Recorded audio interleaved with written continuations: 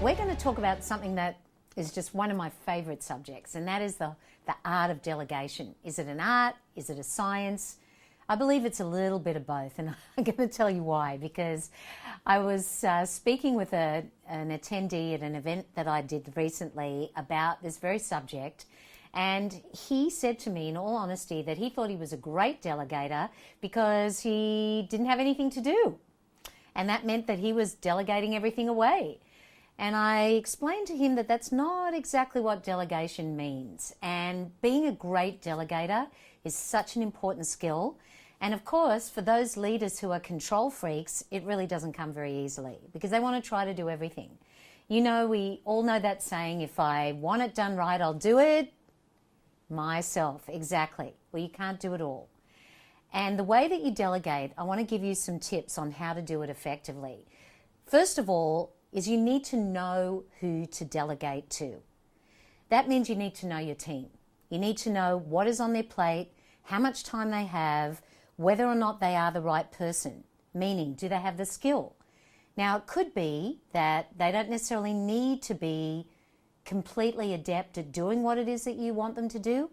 It could be that you're identifying someone who can move up, who's moving up the ranks, and they need to learn this particular task.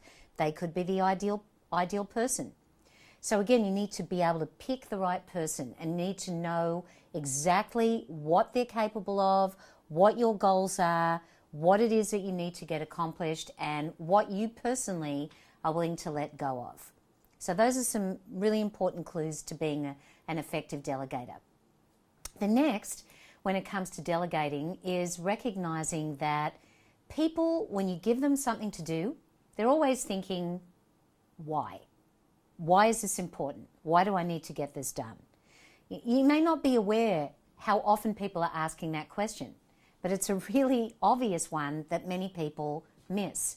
So when you're going to delegate, make sure that you give them the end result. So you tell them the outcome, you tell them the goal, you tell them what it is, that what they're doing is important, because ultimately, by doing this particular task, this is going to help us to do X. This is going to help us as an organization to achieve Y. This is going to be a really powerful tool for you to have in your repertoire of skills when you're able to do this. So if you can tell them at the outset, and don't just give it to them for the sake of giving it to them, explain that end result, and you're going to have better outcomes yourself when it comes to the art of delegating. And remember that we cannot do it all. So you as a leader, the more you delegate, the more people are going to respect that you are acknowledging their competency.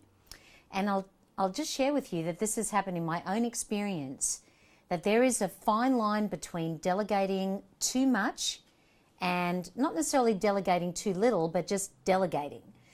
If we constantly delegate, that can also send the wrong message, because there's an expression known as punishing good performance. And that means that I'm potentially overloading you. So while you might think that you have identified the right person, realize that you may just simply be giving them way too much. And then the desired effect is going to be lost. They're going to feel that you don't appreciate them. They're going to feel just totally overwhelmed. And inadvertently, you're now sending a message to the rest of your team, because you're only delegating to one or two people perhaps. Maybe my leader doesn't trust me.